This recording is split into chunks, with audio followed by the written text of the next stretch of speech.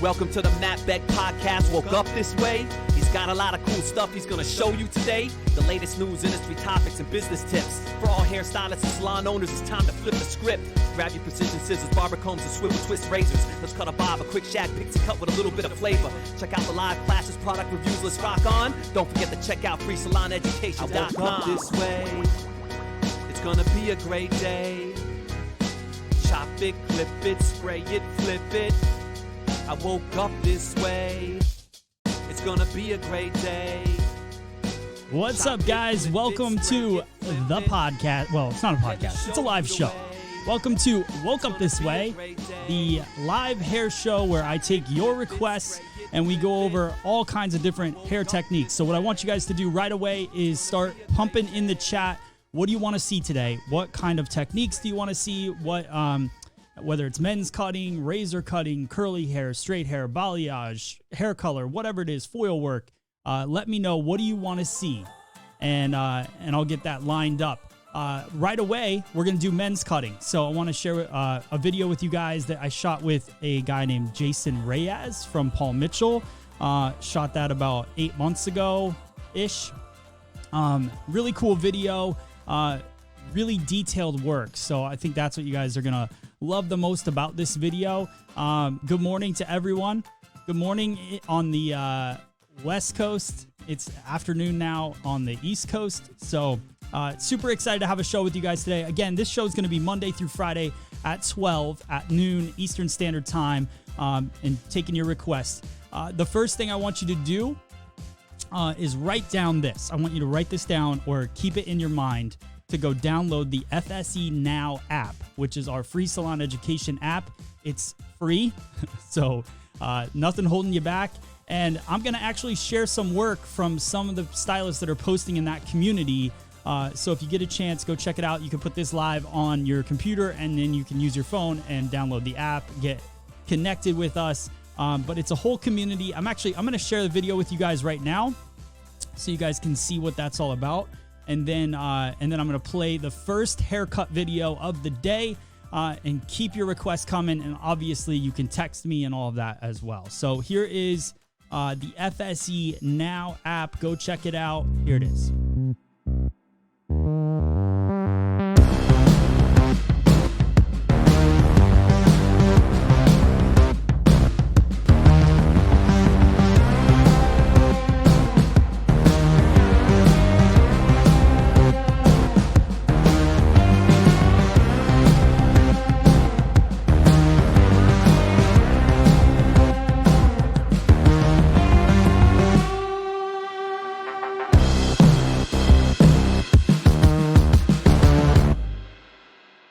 And there it is.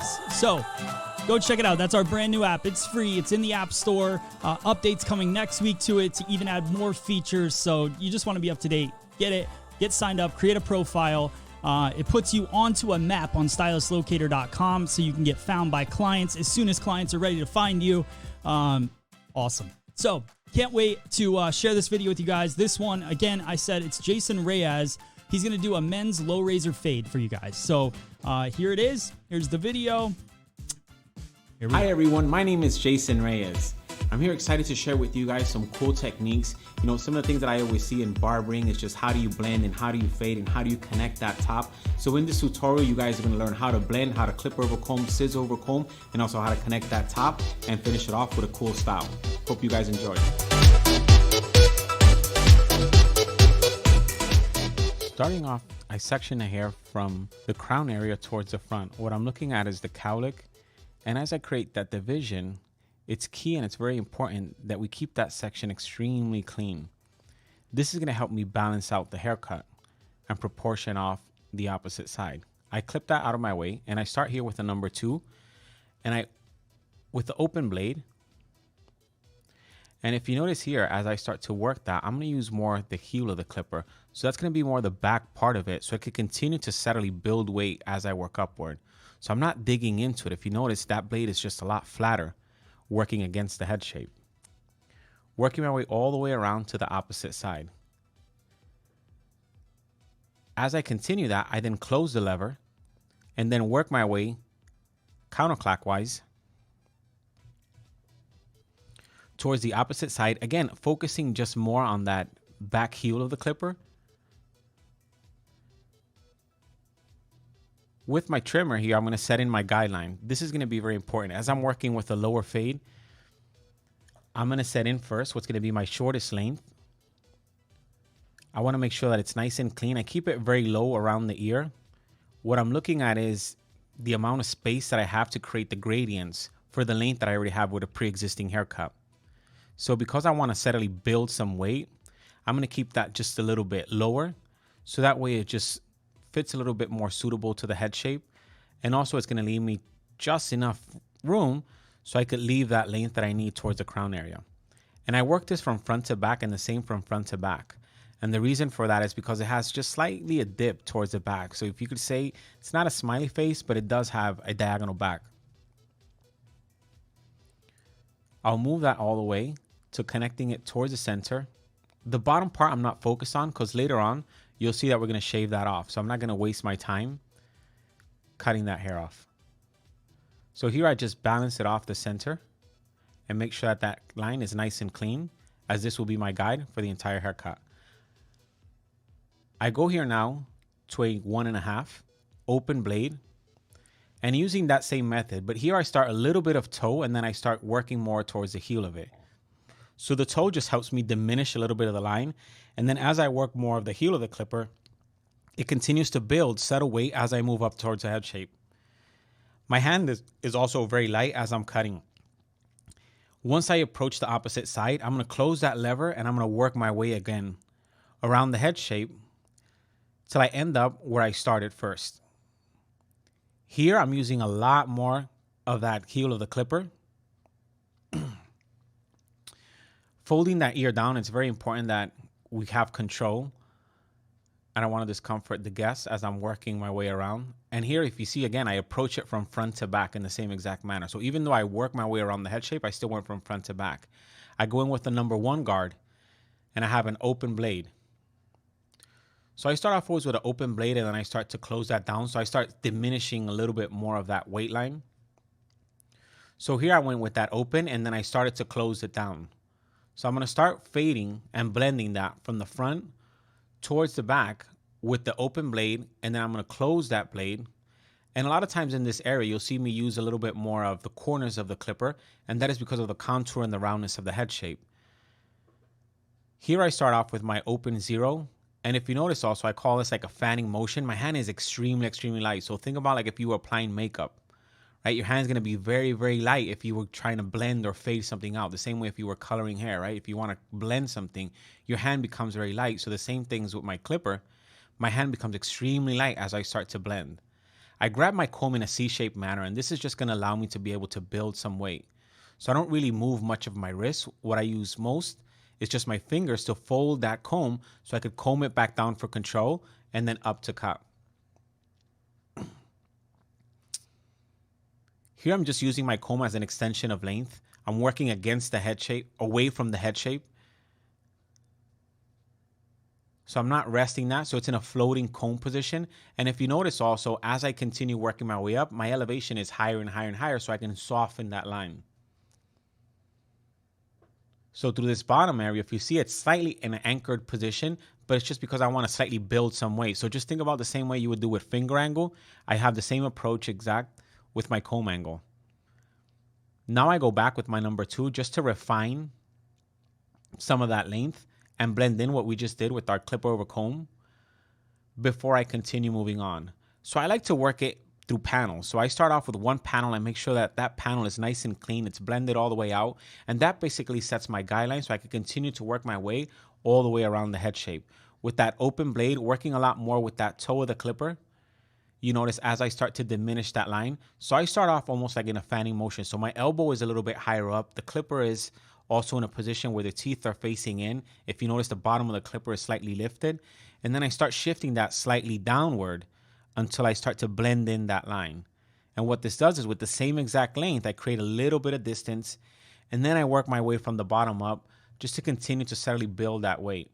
So a lot of times when I'm blending, the question is, do I start bottom to top or top to bottom? It depends. Here I start to work bottom to top because now I'm trying to build some of that weight. So first I diminish the shape And now I'm building that weight and creating that gradients up into the existing length that I created. So here with my number 1, open blade, working with the corners of the clipper. But if you notice also that my clipper is going to mirror the same section angle. So that angle that I created for it as my guideline, my clipper has to mirror that also. So if that has a diagonal back, my clipper should be also mirroring that same shape. So it's a little bit tricky if you're working all the way around the head shape. You got to remind yourself that it's almost like a smiley face, right? That you're creating that circle. So you're coming with that tip down and then it slightly moves upward, as you notice here. So again, with that open blade, and then I use a brush just to make sure that I get the hair off of the scalp. Many times the hair stays so short that it stays stuck to the scalp, and then you can't really see the gradients and the blend that you've created. I like using a glove, and a lot of times why I use a glove is just to avoid any hair splinters. So going here with 1, and if you notice, it's a very, very light hand and it's a floating motion. So whenever the head shape starts to go inward, I just start working against that head shape. So it's not so much of a scooping motion, but just having a very, very light hand so you could feel the surface of the bone structure as you're working with it. I'll continue working my way towards the opposite side, folding the ear down. I'm always used to that. You know, I think a lot of times when you're working with the guests, it's one of the most important things that sometimes you might hit them over the ear and just creates a little bit of discomfort.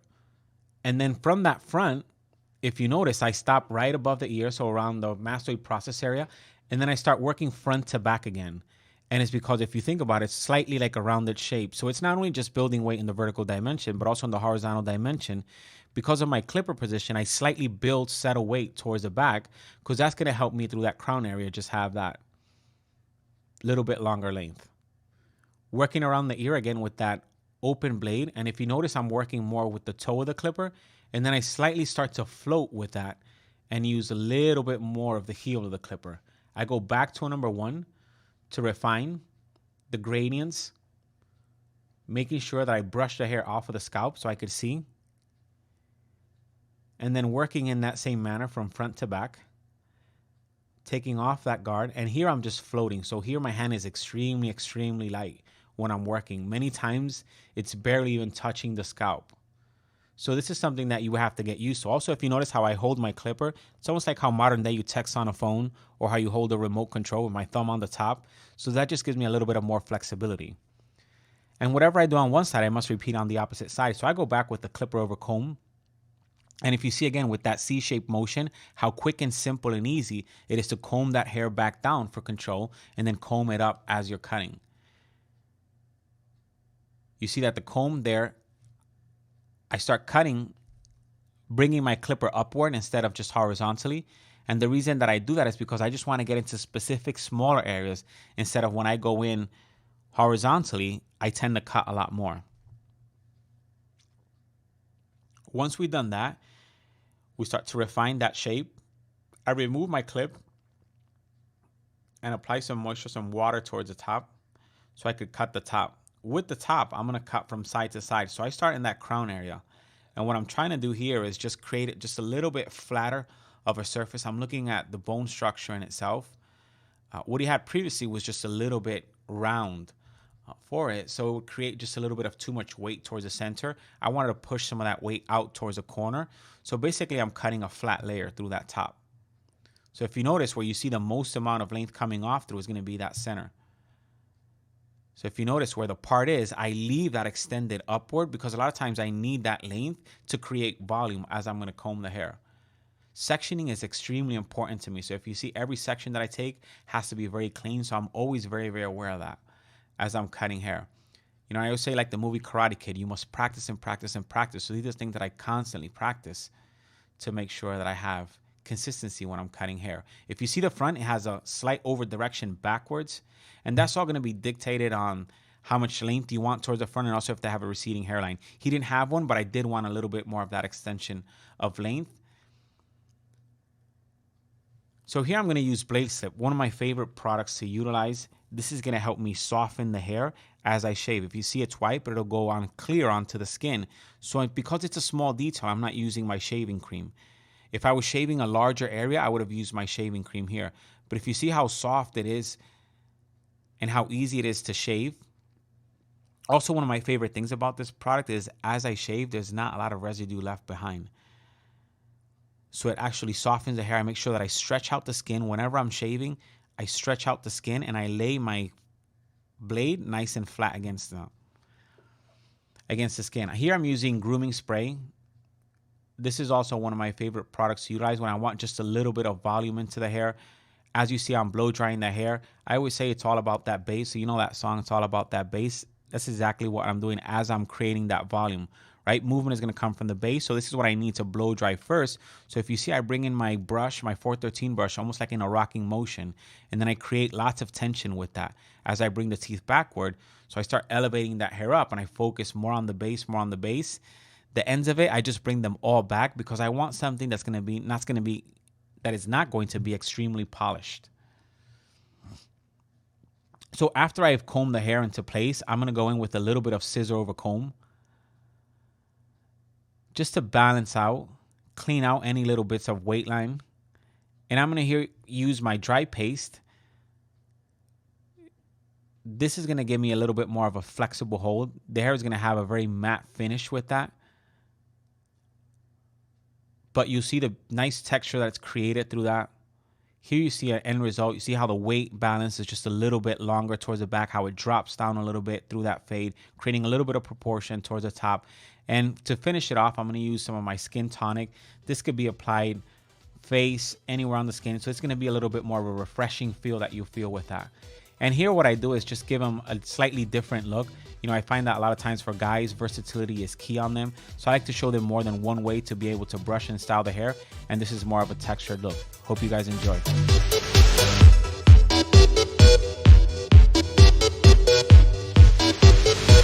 All right. Jason Reyes, everyone. So I hope you guys enjoyed that video. Keep the requests coming. I see them. I also am getting all the texts, so thank you guys for texting out your requests as well. I got texts all through the day yesterday with people wanting to watch different things, including a Mohawk, which I'm going to have coming up real soon. But before we get into that, this show just got like real. Got real because we got our first guest on here. Not only are we playing videos, but we're pulling guests in. Wait, Jason, let me turn your audio up here. There you go, pal. How are you? Here, hang on. I can't hear you. We might have our first technical difficulty, too. Did you mute yourself? Technical. No. Oh, there it is. There it is. Maybe? What's up? Maybe? Yeah, you're good. You're good. What's up, dude? What's going on? Good to see you. You too. Dude, all kinds of things, man. The world's a different place. It really is.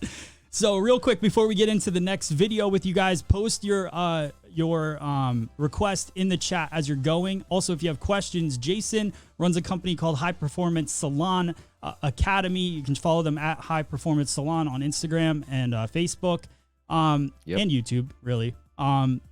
So let's chat real quick. Lots of things. There's so much going on, and I know you have a lot. You've been going live quite a bit. Let's talk about salons that are opening up and what's going on with that whole thing. Yeah, dude, just real quick, because I think, a lot of people have been asking these questions and are trying to sort out, like what's going on. There's some salons reopening. Like I know, I don't know what it's like in Pennsylvania, what they've been talking about, but down in Atlanta and in some of the other places, they're talking about what can they do to reopen. There's some really big things happening. And I just think that there's a lot of things that are going on. So, they're talking about what are the restrictions, what are the tools, what are the resources that people need to have. And I think if you pay attention to what's happening right now as a salon, you can get yourself ready to go, because Amazon is backlogged, for crying out loud, a month. And so if you're not ordering the things that you need to have right now as a salon, you're going to be in trouble. So there's some cool stuff, man. Do you want me to talk about what some of those things are that Georgia said was a restriction, or what do you think would be the most helpful? Cool. Yeah, so a couple things about So what Georgia said that I thought was really, really helpful, and I don't mean like Georgia the person, I mean like the state, the guidelines for the state of Georgia, right? What they said is they said, look, they're going to be, and I'll see if I can pull this post up. We had the post posted on our High Performance Salon page. Just read the whole thing from the state of, give me a sec to see if I can get this up. I'll pull the whole thing. But one of the big things they said is that they are going to be requiring obviously that you have masks. They're also going to be requiring things like temperature checks. And as I say this, I want to put this out here. There's the difference between guidelines and then recommendations versus requirements. And what I'm seeing is people are reading this stuff right now, Matt, and dude, you probably know this is like, some people go into panic mode, right? Is they start freaking out about, they said, well, it says you have to do this and it says you have to do that. And I don't know that that's the case. So dude, check this out. I'll give you some of the highlights real quick. So temperature checks is the big one on here. Salon should consider touchless infrared, like legit a temperature gun, like checking your staff specifically and your guests, and it says 99 degrees, you should be sent home, and say, hey, you know what, we'd love to have you come back, but now's not the right time. Asking questions like, have you had a cough? Have you had a fever? Have you been around anybody in the last 14 days with symptoms? Are you living with somebody who's sick or quarantined? But dude, this is the other thing I thought was interesting. Limiting people inside the salon. Salon should, and I notice, consider seeing clients by appointment only. You're going to be slammed. Like, Matt, your salon's going to be freaking out of control, right? So a really important thing, it says limit the number of people in the waiting area, and we'll get in the wait outside. This doesn't mean they can't be inside the salon. It's just saying, what can you do to reduce the amount of people hanging out, everybody touching magazines and just kicking it? It's probably better for you to tell your guests, look, come right on time. We're going to walk you right in, sit you right down, and make sure you're good to go. It also says maintain social distancing, space between people, keep 6 feet. But notice this, except for when a staff is servicing clients. Obviously, you're not going to hook up a broom and brush somebody from 5 feet away. But this is a really important thing that I think people need to get, is that this is if you're not wearing, like, you should maintain as much distance as possible. But an important detail here is making sure that you're if you have a mask on, like Doug, my partner, he's going to provide masks for his guests. They're going to get custom masks made that are over ear, by the way, not tied behind, so you can still cut people's hair, right? Somebody's like, how do you cut hair with masks? Like, you get an over ear mask. You provide them for your guests. And by the way, you can even create reusable, sanitizable masks you can run through laundry. Okay. Super important things like that. And just tell guests in advance, say, look, we're going to be providing you with masks. If you're not comfortable with that, please bring your own over ear mask into the salon. And Christina's saying, that's great. That's great stuff. Yeah. And she's saying, what about a form for clients to fill out checking temperature? Is there anything like anybody saying stuff? Yeah, it's a good question. What we've been saying is, like, just let your clients know in advance. Look, if you've been let's be a healthy human here, and let's prevent this. So just know that if you've been in this position before, and again, like if you're doing temperature checks and you don't have to worry about it, at least in my opinion, I don't think you have to sign off on any legal piece here. I think it's just more, do you let them know in advance? And I think the worst thing that can happen is they show up at the salon, you hand them a mask, you put a temperature gun to their head, and you do all these weird things, and they don't know what's going on. That's just creepy to me. So I think the more people can just know what's possible that they're walking into, the better they're going to be. Does that make sense? Awesome. That's great, man. Hey, dude, I mean, there's more on here, but dude, you tell me. I know. I just break into your show. I'm like, Matt, you need to know this information quickly. This is the best. I mean, so seriously, save this link, because anytime you want to pop on here, you just let me know. I'll be live every day. So I like it. And the last thing I'll just say about this, and dude, if you're cool if I say this, but last thing I want to say is, you should be a beacon of hope for your community. And when your salon guest sits is not, well, what was the worst thing you experienced over the last 30 to 45 days? And how was your life changed forever in a negative way? And like, if you take the conversation there, that's how it's going to go. But if you ask them questions like, when they're sitting in your chair, both of you with masks on, and you're laughing about, what did you learn about your children since you were here last time? Are you ready to pay your school teachers more money? Like, what was your favorite thing you learned on quarantine, or got a habit or whatever? What's the thing that was really beneficial about being on quarantine? The uncommon question.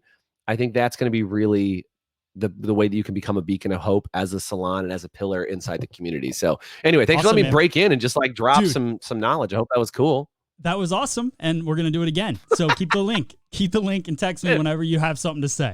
All right. All right, dude. All right, brother, man. Thank you for doing what you're doing and keeping the education going. Talk to you soon. You too, man. You too. See you. All right, guys. Jason Everett, go check out at High Performance Salon Academy. We're going to keep this show going for a little while. We're only 24 minutes in. We've watched one video. We got lots more videos to come.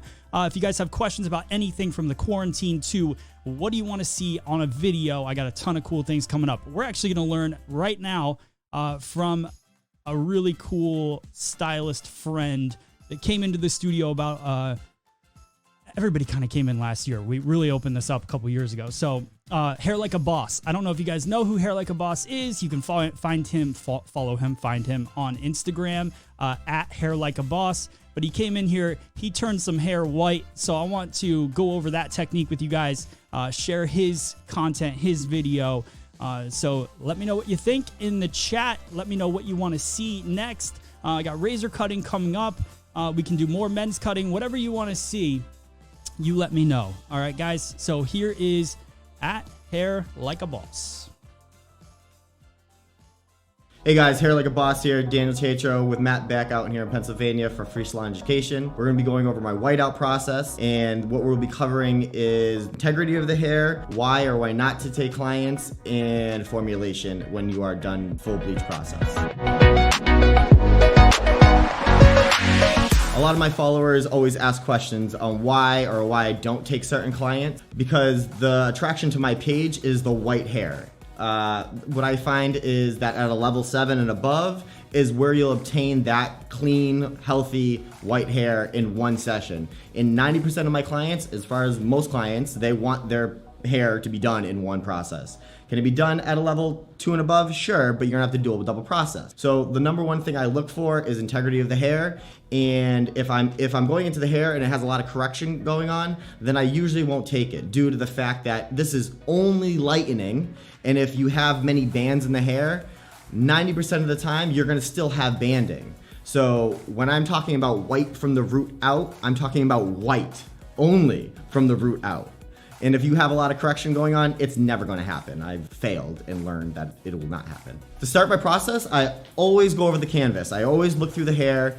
I make sure, again, integrity of the hair is there, the clean from the root out. So say if she has a whole bunch of highlights going on, then more than likely when I go to lighten the whole hair, she's still gonna have highs and lows. That might be an issue down the line, it might not be. The second thing I will do is clarify her hair. If I feel like she has product in her hair, or if her hair is the type of hair that I need to have wet saturation, then that is something I do. Do I do it all the time? No, but by wetting the hair and letting the hair clarify, it lets me to have the sanity to know that the hair is clean, has no mineral buildup, has no alcohols on it, has no gel. It is clean, damp hair for me to go in and do an extensive lightening process. To start my application, I will section it into 4 sections, front, back, just the typical hairstylist 4 sections. I have the whole back section, and then I create sections out of that area. The tools that I tend to use is a color board,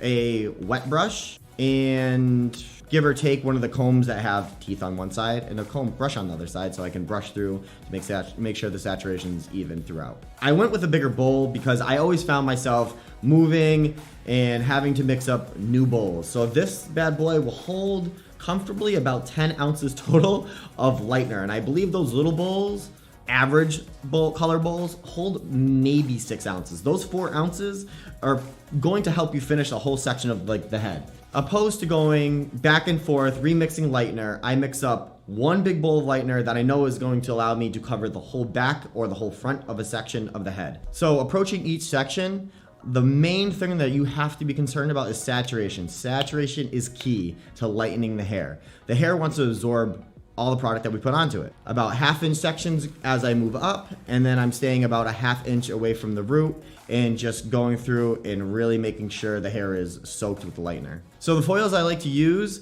are a heavier based foil, so I have more control. They almost act as a barrier and a board for me simultaneously, so I can move up the head. I like to section probably about every 2 to 3 sections going up. I like to incubate it somewhat. The foils that you see me use, there's actually a paper side and a foil side, aluminum side. Obviously we know that aluminum creates or generates heat, incubates if you lock it up. I do not use heat or the aluminum side at first because I know that the back section is going to be sitting there for the longest period of time, so I don't need to have that heat work. I know the lightener and my saturation is going to do that for me by itself. So you can see my client's starting level is about a level 7, virgin. So I usually go to a 20 volume just to be safe on the hair, because with the Schwarzkopf Blonde Me, I've used it for so long that I know 20 volume is going to get me to a level 9, 10 with no problem. So I like to start off with just the amount that I know is going to allow me to cover the whole back of the head with 20 volume, and allow that to sit, and then moving forward, I will mix up a whole new bowl of lightener at about a level maybe 25. So I'll mix half 20, half 30, and bump it up slightly just to catch up to the back section being at 20 volume. So once I finish the back, now moving forward to the front, I will then see almost like the hairline. So a lot of people have different recession in their hairline. So I like to keep my application in a very much of like a row. You'll see me separate her front section to her row of her hair. The mid row of her hair, which I call the front still. And I just like to make sure that the section's very clean and organized, so I can just move up the head to keep the speed at the same rate, I guess you would say. So I just move to the front, same type of application. I just reassess her recession to her hairline. Here's the tip: when you hit that front of the hair, you want to really analyze and look at the client's hairline. So all along here, we all have a recession. So you don't want to be trying to pull these little hairs to the side. So what you have to do, or you'll see me do, is clip almost her money piece area, because the shape of the head is getting wider as I move up. And I don't want to compensate or pull that hair in. I just want to leave that hair out. So you'll see me moving up the hair and then going back to the very end and doing like foils going forward just to make sure I go directly into that hair. So now the whole head is covered in lightener. What do? You have to reassess. The hair or the lightener is closer to the scalp. What's going to happen? It's going to generate heat. With that heat, the lightener is going to work faster. So you have to, what I do, I go through, and now that I have the foils I can open and close a lot easier, I like to take and run the saturation from where the scalp, or closest to the scalp, that is warm and is already getting to that level 9 inside banana peel yellow. And I will pull that saturation down that is warm and run it over the ends, because the ends aren't closer to the root, so it's not getting that heat to allow it to lift evenly. So I reassess and reapply towards the end of the hair shaft to bump it up. So after making sure the whole head, I take all the lightener from the root area, drag it to the bottom. I let that sit for about 10-15 minutes. I check them. Sometimes I use heat, sometimes I don't. Again, this service and this process is very customized to what that client's hair is going to do. This is not something I write down and I hand it to you and you just do this exact situation. You have to babysit it. After I let it sit for about 10-15 minutes and assess that the fact that everything is now even from that 1/2 inch root out to the ends, then I will go in, I will remix 20 volume lightener again and start doing the root. And after I apply it to the root, and good saturation, like dripping saturation, like lightener is going to be flying. It should be. Then I will let the client sit again for another 10-15 minutes. I might do heat for the first 5 to 10 to really kick up the lightener and have everything be even. After that 5-10 minutes, I really reassess, make sure we're at that level 9 that the whole head is at, and then again, I will let everything sit for another 10-15 minutes, depending again on what I see. So once I find that the client is even level 9, 10 from root out, I will obviously bring them to the bowl, shampoo them. 9 out of 10 times, I will use a very pigmented purple shampoo. Tips and tricks, little things that many people don't do. Bottle applicator. I use a bottle applicator for toning, but mostly what I do is at the sink. I will put the purple shampoo, I'll put about this much warm water and a good amount of purple shampoo, just mix it up. Instead of going to the sink, putting globs of light or shampoo on your hand, and then just like kind of, you know how we do, we just pat the top of the head and hopefully we saturate the whole thing. If you have it in the bottle applicator, then you can smoothly go from root to ends and you can apply directly, just like you would a toner, from the root of the head to the ends of the hair. That is just something I learned, I picked up, because it didn't make sense to me as I was shampooing clients. I felt like I wasn't getting even saturation throughout the whole head because of a lot of our purple shampoos are very dense and thick. So I wasn't able to confidently know that I got full saturation of our whole head, even saturation of that purple pigment in less time. The purple shampoo allows me 2 things. Obviously, it's going to tone as it sits with that purple pigment, but it also allows me to see if that hair grabs. That's something I learned from using the purple shampoo. If that hair grabs that purple or violet hue, then I know I can't go into her hair shaft with a lot of ash because it's gonna grab dark, like not dark, but it's gonna grab gray or hue I don't want. And white, oddly enough, has a lot of gold into it. If you put ash, that's why, and everybody ends up with like gray, silver, flat color, because you have to have the gold. You're taking out gold from the hair when you're lightening. You have to put it back in to have a happy medium. So when I see the hair grab that tone, I know to mix up maybe 10G, maybe 10N, maybe 9G, maybe 9N in my formula, along with like a violet or an ash. Again, formulation is all custom to what is going on at that point in time. To give a formula out, I could give you favorite formulas, but there is no formula I'm gonna give you that's gonna nail your client every time. So now we've toned the client at the sink with the purple shampoo. I analyze the hair, I see that it grabs nowhere, the hair is in great shape, not porous at all, pulling no tone. So I bring her to the chair, sit her down, and then section front to back again. Now, after I've mixed up a toner that is heavily, I would say it's more of like a pearl violet that I'm gonna be using on her, I will section again, front to back, and apply from root down. The root is always the area that I'm worried about first, because the ends I can either pull down that color or blend it in or saturate again with the remaining color. But the root is the area you need to saturate the most, because obviously that being at the scalp, it could either create spotty work, poor saturation will leave bands like where you could either have yellow hair or perfectly pigmented white hair. Saturation is key at the root, so I always go heavy at the root, and if need be, I will pull that color down, that toner down, and then reapply. But I always mix up more. Like if I have no color in my bowl after I've done my process, then I'm scared that I didn't have enough product. I always make sure to over mix lightener, toner, whatever it is. I'd rather know that I'm throwing some away opposed to not putting enough on. So now that I have her whole head covered in toner, this is when it gets scary. The number one thing I learned with toners is do not take them off prematurely. Even though you're freaking out, and every bleach out that I do, every wet out that I do, I freak out every time, because you do not know if it's gonna be white underneath that violet, that blue, that purple tone that you're probably gonna see. So do not remove it until you get scared. That's the number one tip that I would say. Wait till it gets scary, because once you rinse it off, you're good. Trust the manufacturer's rules. Everybody that's attempting even this service should have very strong knowledge in toning anyways before you attempt this.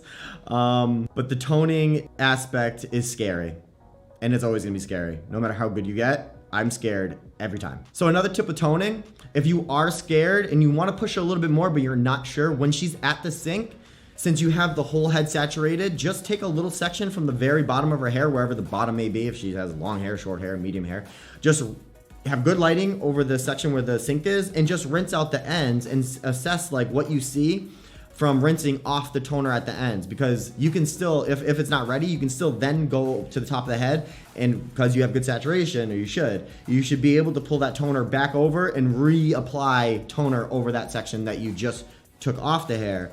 And depending on what you see, you can either rinse the whole head because you're happy, or pull that toner back over to resaturate and retone that area that you just removed. So now you can see our end result: clean, healthy, strong, shiny white hair from the root to the ends, and in a matter of an average about 3 to 4 hours, depending on assistance or no assistance. Thank you for your time. Thank you for your support. Hope I gave enough tips and tricks or knowledge for everybody to go out and start banging out their own perfect white hair. If you guys ever have any questions, something that you're trying that is working out for you that you can help me, I'm still learning. So I think this is always about, and again, what Matt's doing here with Free Salon Education, it's just all of us having each other's back and having this community that we can share knowledge, we can go back and forth to each other, because something I might do is what you might not be doing, but you might have a trick for me. So if you have any questions or concerns, hit up Hair Like a Boss, and I'll get back to you within 2-3 days. Oh, wait, I have an app. go download Made Emergency. It is going to be the best thing to hair since sliced bread. Does that make sense? Yeah, we'll go with that either way. The purpose behind Made Emergency was the emergency factor of cancellations. The original idea about this app was a push notification that all your followers would get. Say you have a cancellation, you have no way to reach out to people, and that is money lost. This app will allow you, all your followers to get a text message saying Hair Like a Boss has availability at 9:30. You can call or text to take that advantage of that appointment. If we don't fill our cancellations, average cancellation, I would say about 3 a month, say 250 appointment. So with that amount of cancellations, you're probably going to lose about 8,000 to 9,000 average a year. That's with 3 cancellations at 250. The next thing is consultation. So it blows my mind that there was no app or no function for a client to hit you up and book an appointment with you and already provide what their hair looks like and what they want. All of us say, text message me your pictures of your hair. Then we have to wait, or we ask for emails. There's just too many steps. So what my app offers is this immediate knowledge or indication of what this client's hair looks like and what they want. So when they go to book you for that either partial highlight or partial balayage or partial baby light, but then they're showing you a full picture of a full head baby light, then you can go back and reassess or give that information to that client and right fit them into a better appointment. So both you as a stylist and them as a client are happy. So obviously a booking app will have for scheduling. The scheduling on this app is much more organized, I would say, and understood. One of the apps I was using before just let clients book whenever they wanted in any spot without having a confirmation from me. My app allows the client to go book, but it is simply a request. They know that they do not have that appointment yet, that you will get back to them. You send a confirmation text to them after, again, seeing what their hair looks like, seeing what they want, and if the time frame they selected in that scheduling works for them. And if it doesn't, you can easily just message them back and say, hey, you're looking for this, but you're requesting this, but you really need this much time, say an extra hour and a half. So you have to right fit that client. So stop wasting time, go download the app. The app is available for both the Android systems, phones, and the iOS. So Android, Samsung, iPhone being iOS. So it is available for both platforms. It's free for just search engine, just being on the app. And if you want to utilize all the functions, which I highly suggest, it is $25 a month. Thank you. Have a good day. All right. So, Hair Like a Boss, everyone. Hope you guys enjoyed that video and the app plug. I will not plug my app in this break because that was a pretty big commercial for his. So go check it out. Check out at Hair Like a Boss. Very interesting follow on Instagram. So just go check him out. And thank you to him for coming in, doing that video that I could share with you guys. So coming up, I got tricks for cutting the perfect bang from Andrew Carruthers. Really excited to share that video with you guys. Lots of requests. And I also have the Mohawk coming up. Fun technique using rubber bands that I learned back in the day from Ira Pope Sage. On some random Paul Mitchell video. So a pretty fun technique. I made the video a long time ago, probably 5 years ago. I'm going to play that video for you guys coming up. Let's see. Anybody else? Lulu says, plug it. I did see a couple questions. Somebody asked what volume developer he used. I guess he didn't say. It was on the Scalp Lightener. I know that. I don't know what brand he used, but I definitely know that we wanted to keep it not brand specific. And it was 20 volume developer, I believe. Let's see. Great tips. Thank you. You're welcome. Just wish I had some clients in my area to do this on. You'll find them. And this is one of the things. So let's talk about clients real quick. If you have a technique like, let's say a whiteout, and you don't feel like you have a clientele for that, one of the best things that you can do is get a model and do it for free or for the cost of the goods, right? And especially, I know coming out of this, we're saying we're all going to be really busy. I think it's going to be a slow roll in. I think we'll be really busy for a week. And then I think people are going to be a little bit afraid. I mean, I've definitely heard, and I'd love to hear your thoughts, but if your salon opened today, would you jump back in it? Would you go back in right now? I'd love to hear your thoughts on that, because I've heard of a lot of salons in Georgia specifically that are opening up, but some of their staff is hesitant to go back based on everything that's going on. So what are your thoughts there? Would you go back in? Would you wait a little bit longer? I'd love to know. There's not a right or wrong answer. I just love to hear the conversation. Let's see. Anybody else? Please name the app. I missed that. So Main Emergency is the app name. Let's see if I can put it back up here. That's it. Main Emergency. So look for that logo on the App Store. That's at Hair Like a Boss's app. And then we now have the FSE Now app, which is different.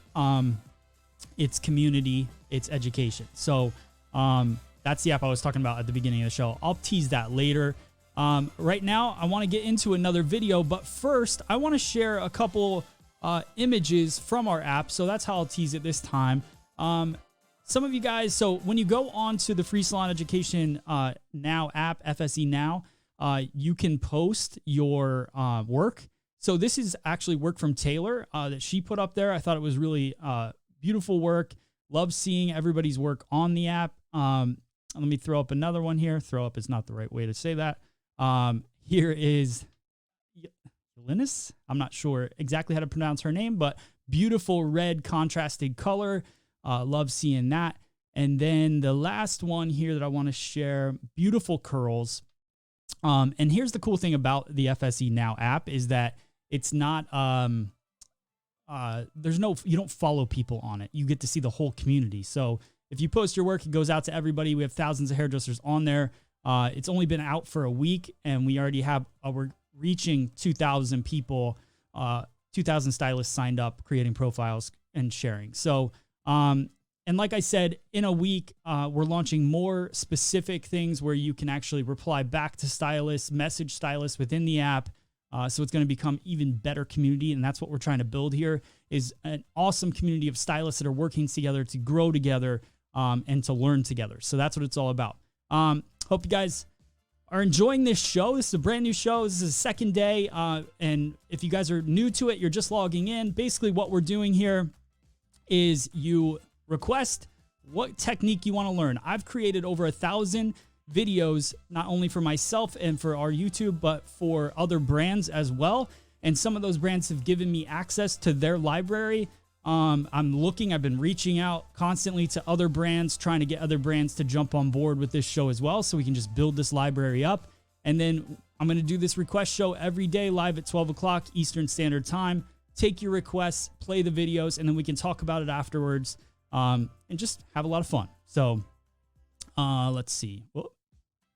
All right. Looking at your chat. We are opening May 8th, only using every other chair. We'll be wearing masks, requiring our clients to do the same. That's what Morgan's doing. Lulu, I fully agree. I'm not ready for no 2-meter rule yet. Cool. Let's see. Can't wait to get back in the salon. I'm in Wisconsin. Mandatory shutdown was March 20th. Date mentioned was May 26th. It's from Tracy. Cool, guys. Hang in there. We haven't gotten our official date back yet either. We're in Pennsylvania, so we'll see what happens. Dyeing red hair, so many variations in the formula. Yeah, I definitely want to show off some more red. I actually have a nice kind of chestnutty highlight video that I could play for you guys coming up. So let's get into it. I want to play another video. This is Andrew Carruthers. He was in the studio with Sam Villa, and we filmed some videos together. So I want to get into sharing that one, and you guys can let me know what you think. So here we go. Hey everybody, I'm Andrew Carruthers, Education Director for Sam Villa. We're going to talk about Fringe, specifically about what happens with elevation in this area of the head that we like to call the fringe or the bangs.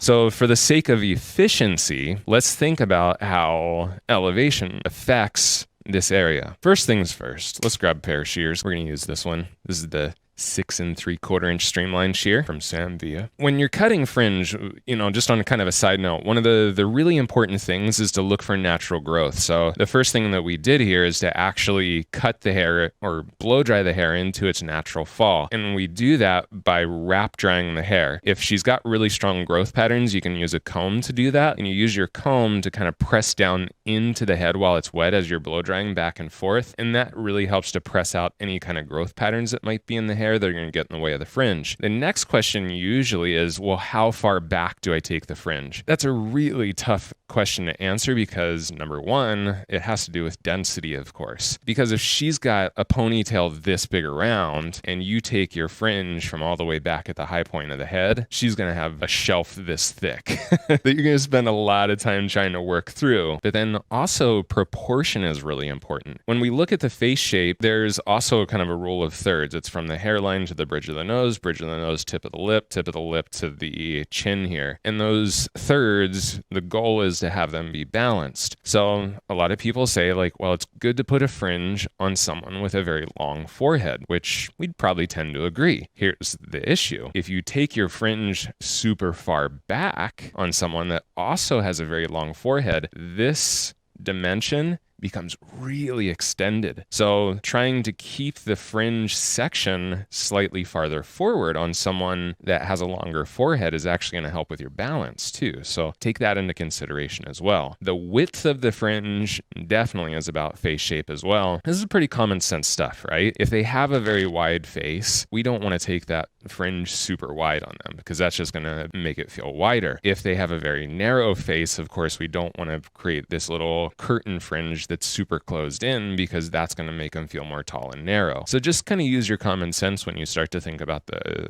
design factor. Once you have that set in, then we have to think about how do we get to our end result the most efficiently. If I want a very heavy fringe, cutting our fringe at low elevation is a great idea. If I come here and I cut fringe very hard and solid, just a big heavy blunt line.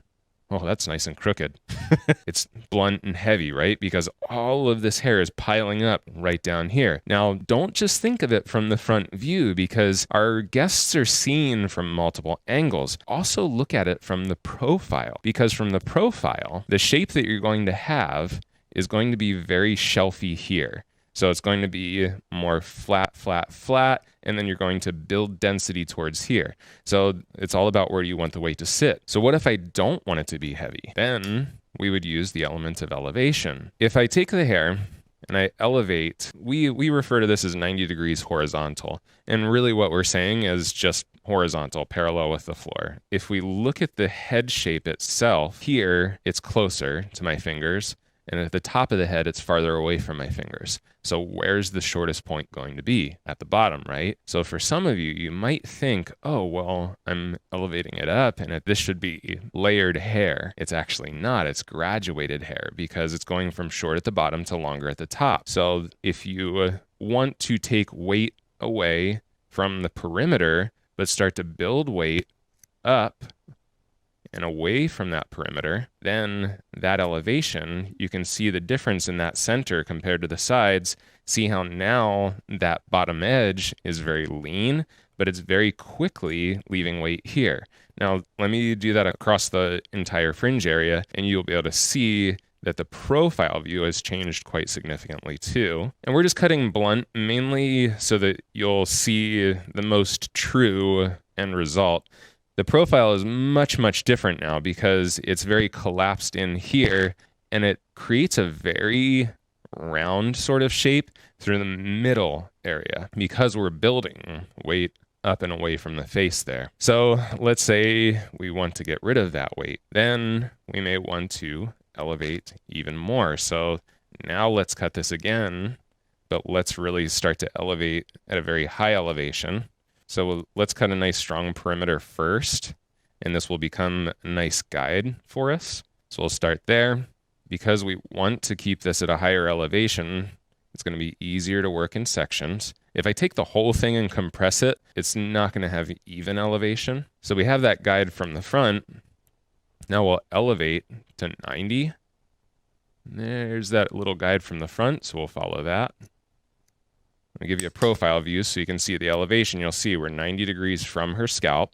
So we're using kind of that true state board definition of 90 degrees. There's the guide from below. But now you're really starting to see a shift in that density. We're getting a very, very soft on the ends.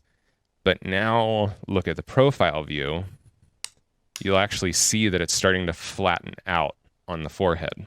At low elevation, the weight kind of distributes like this. So it comes down more to a shelf. So we have that thickness at the perimeter. When we went to higher elevation, that 90 degrees horizontal, the weight went like that. So it actually built almost a very round shape from the profile. Now, because it's layered and it's fairly collapsed on the weight, there's not a buildup of weight here. Now it's getting a very lean profile, almost more of a vertical profile. So you can see between those three changes, it's not just what happens here, it's also what happens here. That's really important, so take that into consideration. Plus, texture is a big trend currently. Everything's got like texture and movement to it in the hair. So cutting something super heavy and blunt and then spending all this time coming through and deep point cutting, and then picking up our blending shear and coming in and trying to take weight out, that's a lot of extra steps. By layering the hair first, we've already taken weight away and created, look at how much texture and movement is already on the surface of that haircut without actually doing any kind of texturizing. So now, at this point, there's very little detail work that's going to have to go into this fringe, just maybe some notching into it to get some separation. You could come in and just do a little bit of surface cutting if you wanted to get some separation on the surface, whatever you wanted to do to detail it, but there's going to be a lot less times that the shear is going to have to reconnect with that piece of hair to get your end result. Think about this the next time you cut your fringe. Think about what's that end result you want, not just visually from the front, but also turn them to the side and look at the profile view to see what kind of dimension you want here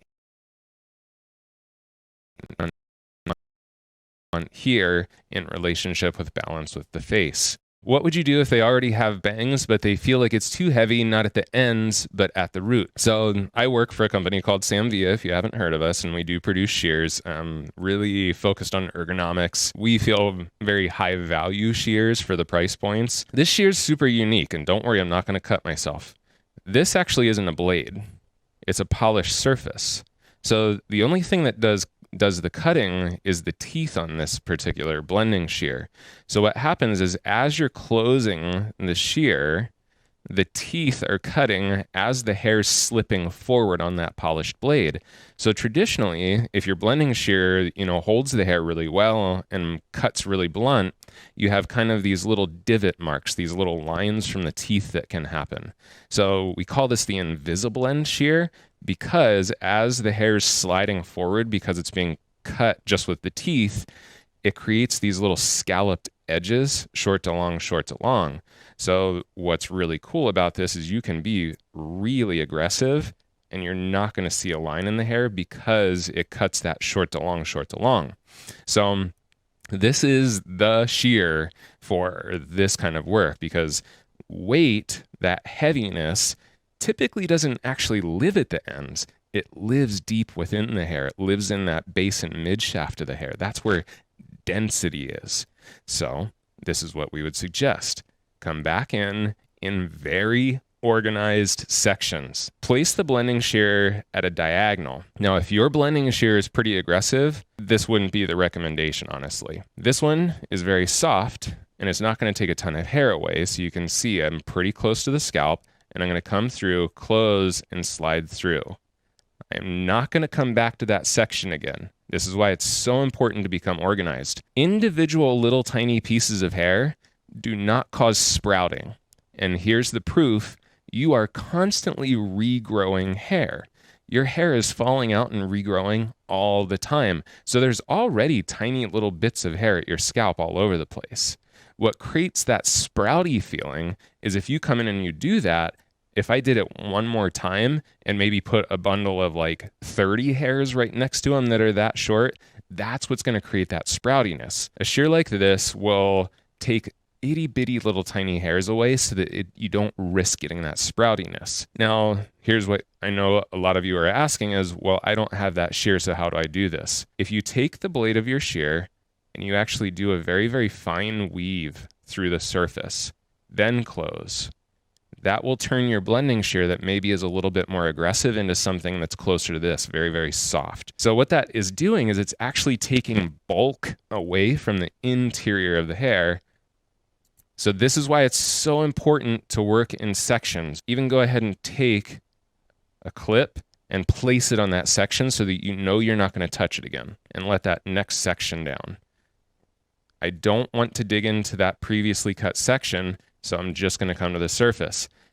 Because we're getting up onto the upper surface, if you don't, again, have a shear like this, you may want to come a little farther into the mid-strand now. Because this is very soft and I'm still going to have hair over top of it, I'm still going to go in pretty close to the scalp. And then the last section really shouldn't need much, because this section just should be a soft piece that this now can become the veil too. So just in case you did maybe get a little too aggressive on some point, one little point within that hair or that process, you still have this final veil that can lay over that will mask that if you got a little too aggressive. If you lay this down and it still feels heavy, we would just recommend that you start a little farther down the strand and then come through, be very gentle, and just remove a little bit of weight from that surface again. The mistake that most of us make, honestly, with your exact question with how do you remove that density, is that we tend to stay on the ends. We'll pick up the section and we'll come here and we'll start doing this. Point cutting. Point cutting addresses the weight and density here towards the ends of the hair. And the challenge with this is it will actually make the rest of the hair look thicker. If you're looking to create something or remove actual weight, you need to get interior inside the hair. Hope that helps. All right, guys. Well, I think that's about it for me. I'm going to shut up and let Matt have his studio back. And Sam and I both, we want to send a huge shout out to Free Salon Education and to Matt for having us here. We've had a spectacular time here, but great playing with you guys, though. I'll see you soon. All right. Andrew Carruthers.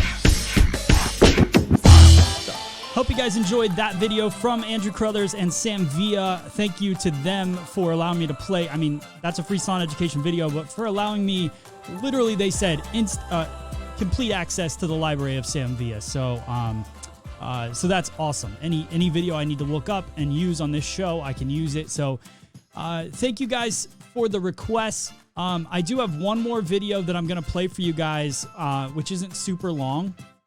But I want to play it for you because it was a request on how to do a Mohawk. And it's going to be kind of like a grown out, funky Mohawk. So I want to share that. Thank you for continuing in the chat. It's been really fun to watch all of you guys and watch the ups and downs of the show. I hope you guys are enjoying this style of show. I want to make sure I've gotten everything shared that I needed to in here. Yeah, I think we're good. You want to know something funny? I'm going to play something funny for you guys real quick. This is when your salon has been in quarantine for too long. This is the security camera in front of our salon. It's a groundhog. Yep, he's just chilling. There's no human beings in sight around the salon. So pretty funny stuff. All right. So what I'm going to do is I'm going to get into the Mohawk. I definitely want to see your requests for the next show tomorrow. Tomorrow's Friday. We're going to have a lot of fun together on Friday, 12 o'clock Eastern Standard Time. You can catch us on YouTube, Facebook, all the channels. And that's that. So let me get this grown out. This is going to be like back in the day. So this is probably one of the first videos I made, but it's a fun technique, and I think you guys will really dig it. So, all right, let me throw that here. All right, guys, you ready? Here is how to cut a grown-out Mohawk. Super fun technique using rubber bands. Got this technique from an old Paul Mitchell DVD when I first started doing hair, and translated it into this here, this video for you guys. So hope you like it. Here it is.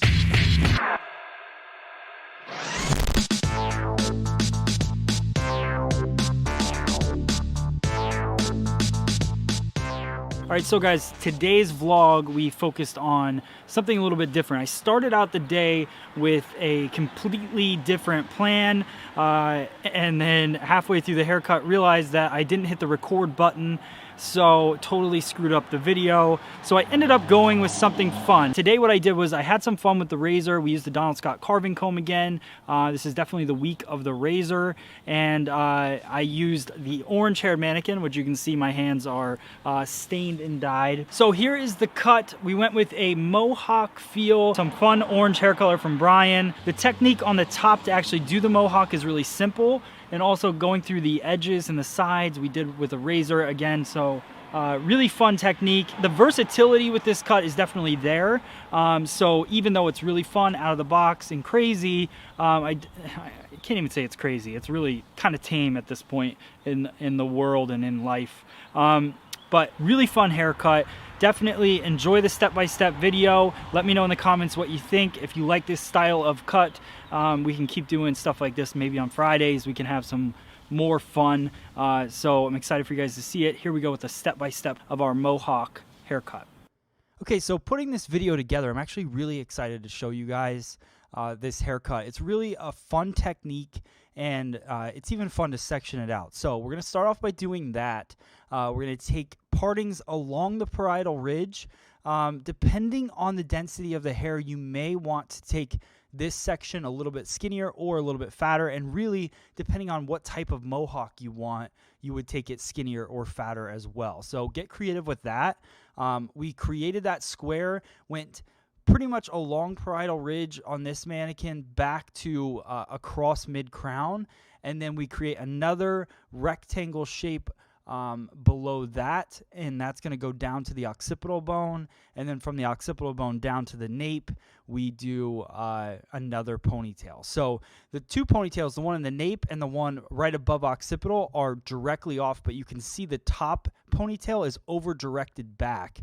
What that's going to do is give me over direction in the cut later on and provide me more length in the front of the head. So we're going to take diagonal forward sections to cut. We're using the carving comb from Donald Scott. Again, it's available on Free Salon Education. Super cool tool. It's like $35, somewhere around there, maybe 39, but such a cool tool for doing razor cutting. We're using the 100% carved side for now. What that's going to do is cut just like a razor, but these blades are super sharp, really firm, and they just do a really good job of cutting. The other thing that's great is I'm gliding through the hair. I've really fallen in love with this Prepare liquid tool glide. It really does allow the razor to glide through the hair because the hair feels so conditioned while I'm cutting. So everything's being over directed straight out. I'm cutting it at a basic 90-degree angle following the head shape. What I want this to look like is pretty much a grown out Mohawk. I wanted this to have more of a feminine feel. It still could be feminine if you took it really short. The other thing with this is I am cutting it on a mannequin, so I do like to leave a little extra length because it can stick straight out from the head. But this, I like the freedom of this haircut and the length on the sides. I really dig that with this Mohawk. So that's the sides. The sides are very easy, cut straight out at 90 degrees. Now we're going to determine the length of that we want our Mohawk. So I check the side length, see where I'm at, and then I just go in and I cut the ponytail, which makes this really easy. So it's really condensed cutting at its finest at this point.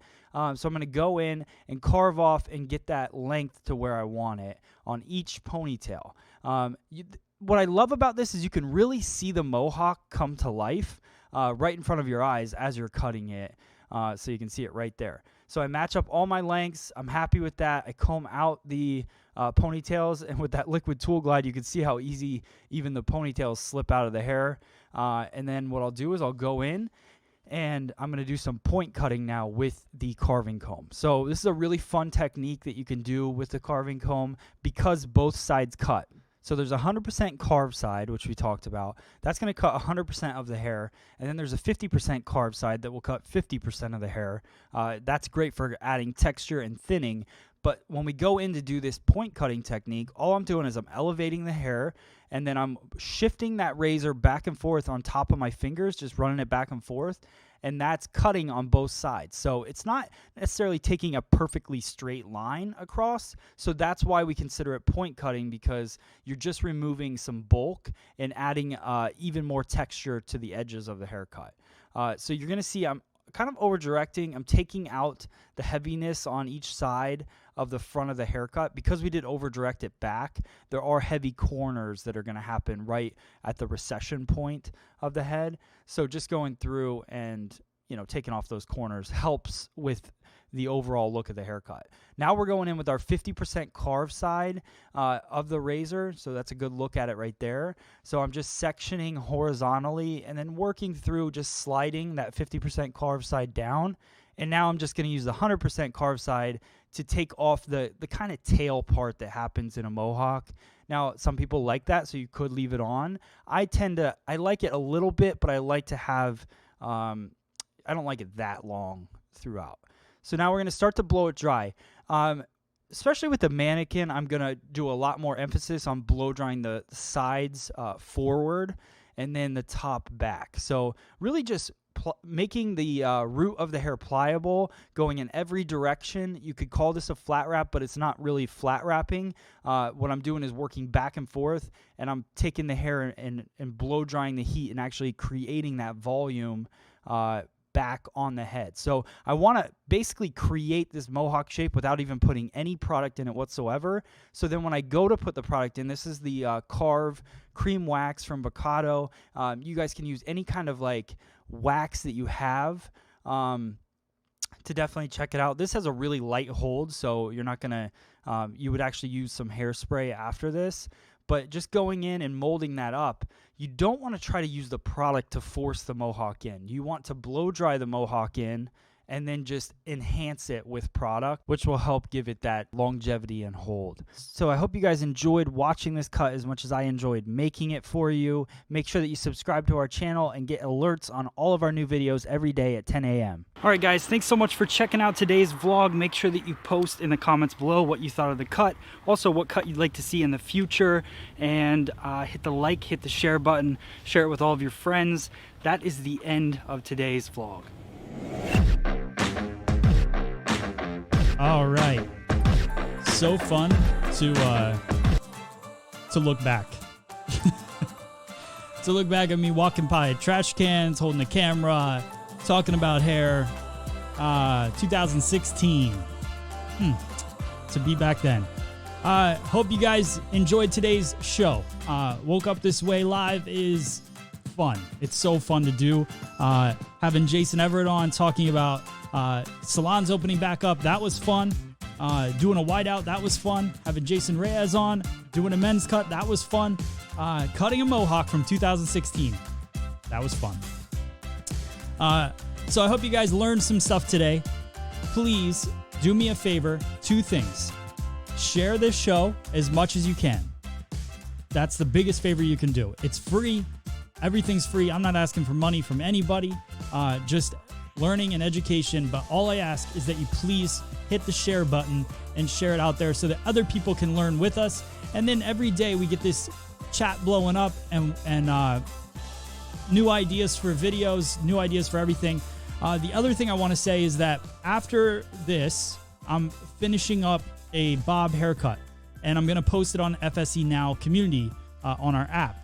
If you don't know what our app is, it's free, and it's an education and community app with tons of features coming next week, which I keep talking about, but I'm super excited about them because it's going to make the community even more interactive. But what I want you guys to do is if you want to get your work featured on this show tomorrow, go on there and start posting it, and then look out for my new video coming out on there today, and then I'm going to showcase that video tomorrow right here on the show.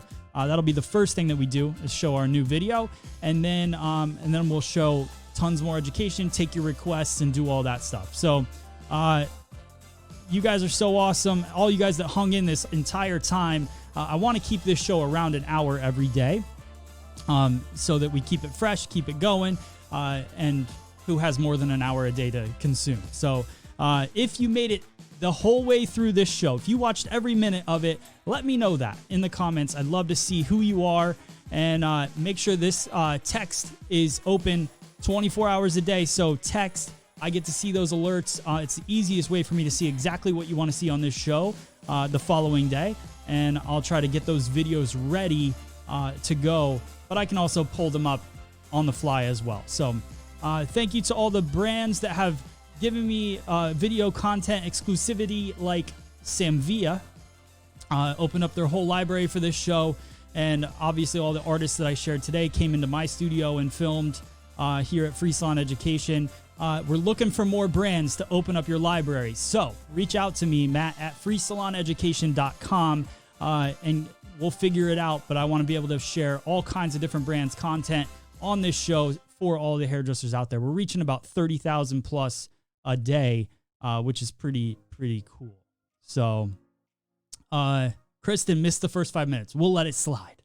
The first 5 minutes we weren't doing anything important. So who colored the mannequin? Brian Hare for that one, the orange Mohawk. That was Brian Hare. And I might actually have the video of him coloring that. He didn't color it for that look, but he did a color class. That video might be a little long for this, but if you look up live classes with Brian Hare on our YouTube channel, you'll probably find that fiery orange color. Both days watching the whole thing, learning and loving it. All right. Angel, you're the best. So we're 2 days in. We're going to keep this going. It's going to be Monday through Friday at 12 o'clock Eastern Standard Time for this show. And yeah, I can't wait to keep it going and keep sharing with you guys. I hate even jumping off here, but you know, there's other things to do in the day. So stay safe, stay healthy. And that is that. I just want to make sure we're all good. I'd like to learn more creative coloring. All right, so we'll focus on some coloring tomorrow. Great show as always. Thank you, Kristen.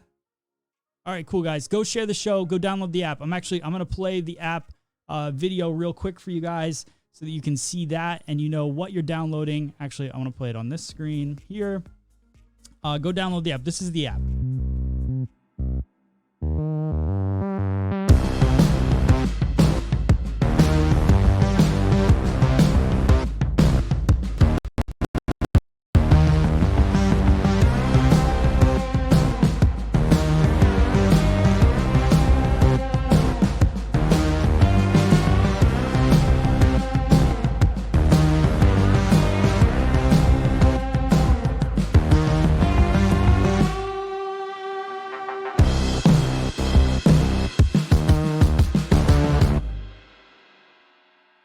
All right, guys, enjoy your day. It's going to be a great day. Thank you for watching the Woke Up This Way live show.